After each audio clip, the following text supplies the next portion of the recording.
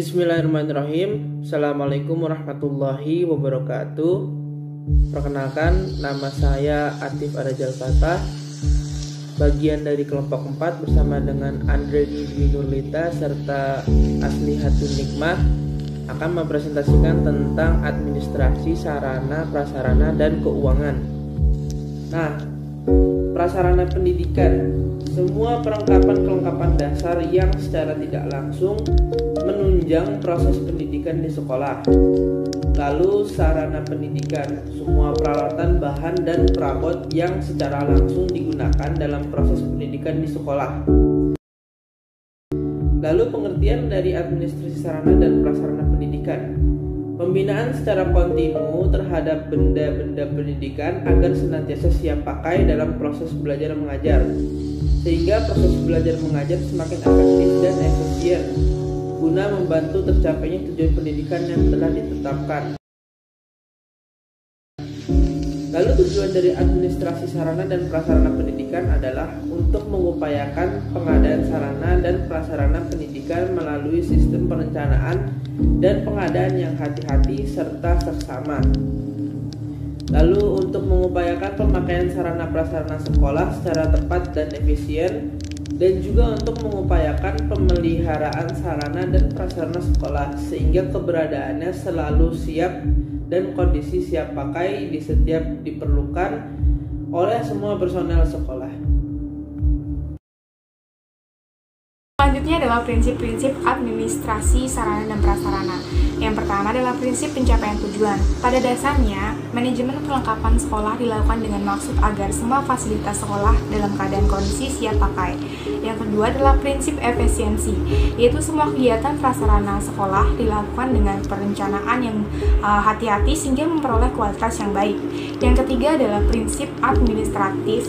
Jadi di Indonesia terdapat sejumlah peraturan perundang-undangan yang berkaitan dengan sarana dan prasarana pendidikan. Sebagai contohnya adalah peraturan tentang inventarisasi. Terus selanjutnya adalah prinsip kejelasan tanggung jawab. Di Indonesia tidak sedikit adanya kelembagaan pendidikan yang sangat besar dan maju.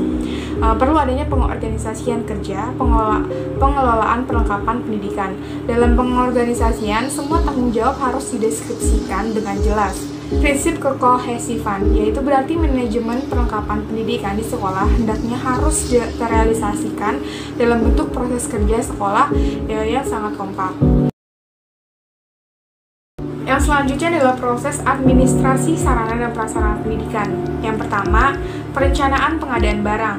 Proses kegiatan administrasi yang baik harus diawali dengan perencanaan yang matang dan baik, guna untuk menghindari kesalahan dan kegagalan yang tidak diinginkan. Perencanaan yang baik berdasarkan kebutuhan yang disesuaikan dengan dana dan tingkat kepentingannya. Yang kedua adalah pengadaan barang, yaitu kegiatan segala bentuk kegiatan yang menyediakan semua keperluan barang, benda, atau jasa yang diperlukan untuk melaksanakan tugas. Yang ketiga adalah penyimpanan barang, yaitu adalah penampung atau mewadahi hasil pengadaan barang demi keamanannya, baik yang belum atau yang sudah didistribusikan. Yang selanjutnya adalah inventarisasi, kegiatan pencatatan atau menyusun barang-barang atau bahan yang ada secara teratur menurut kebutuhan yang berlaku. Terus yang selanjutnya adalah penyaluran, kegiatan yang menyangkut memindahkan barang dan tanggung jawab dari instansi atau pemegang yang satu kepada instansi yang lainnya.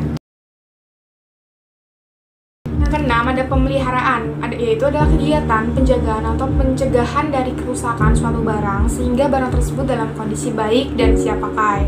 Rehabilitasi, yaitu adalah kegiatan yang memperbaiki barang dari kerusakan dengan menambal, menyulam, atau mengganti suku cadang sehingga barang tersebut dapat dipergunakan lagi, agar barang tersebut dapat dipergunakan lagi sehingga daya pakai yang lebih lama.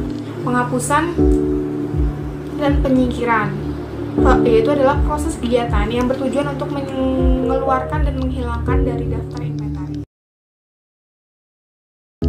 Pengertian administrasi keuangan sekolah.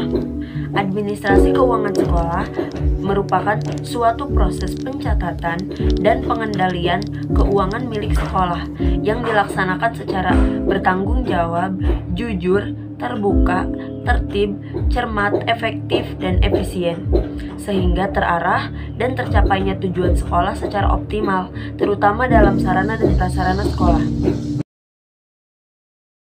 Ada tips dan trik pengelolaan administrasi sarana dan prasarana bersinergi dengan administrasi keuangan. Sarana dan prasarana yang ada di sekolah perlu didayagunakan dan dikelola untuk kepentingan proses pembelajaran di sekolah. Untuk itu, administrasi juga harus berjalan selaras dengan pengelolaan administrasi keuangan. Perencanaan anggaran atau budgeting sekolah. Perencanaan anggaran sarana dan prasarana dapat diawali dengan rapat bersama oleh komite sekolah terkait perencanaan sarana dan prasarana 1 tahun ajaran. Kemudian, penyerapan anggaran sekolah. Jika penyerapan anggaran sekolah telah berjalan dengan baik, artinya perencanaan yang telah ditentukan melalui RAPBS dilaksanakan sesuai SOP yang ada di sekolah. Yang ketiga itu adalah pembukuan atau accounting keuangan sekolah. Kegiatan accounting keuangan sekolah akan berjalan dengan baik jika penanggung jawab keuangan telah melakukan tugas dan fungsinya sesuai dengan prosedur yang ada. Terus yang terakhir adalah pertanggungjawaban atau akuntabilitas keuangan sekolah. Berdasarkan perencanaan yang ditetapkan oleh sekolah, maka pihak sekolah akan membelanjakan uang untuk pemenuhan sarana dan prasarana sekolah secara bertanggung jawab dan dilaporkan kepada kepala sekolah, yayasan, orang tua, dan masyarakat. Nah, untuk kesimpulannya, manajemen keuangan sekolah yang matang perlu dimiliki oleh sekolah agar supaya pemasukan dan pengeluaran uang sekolah berjalan dengan baik. Prasarana pendidikan berjalan dengan baik sehingga terbentuknya suasana dan kondisi belajar yang sangat baik. Terima kasih. Oleh karenanya peran kepala sekolah sebagai leader harus mampu memahami kondisi sekolah dan mampu mengelola dua aspek ini dengan baik. Dengan adanya dana yang dimiliki oleh sekolah, sarana dan prasarana yang memadai akan menunjang proses belajar mengajar sehingga pendidikan dapat terwujud dengan baik dan optimal. Demikianlah materi yang telah kami sampaikan.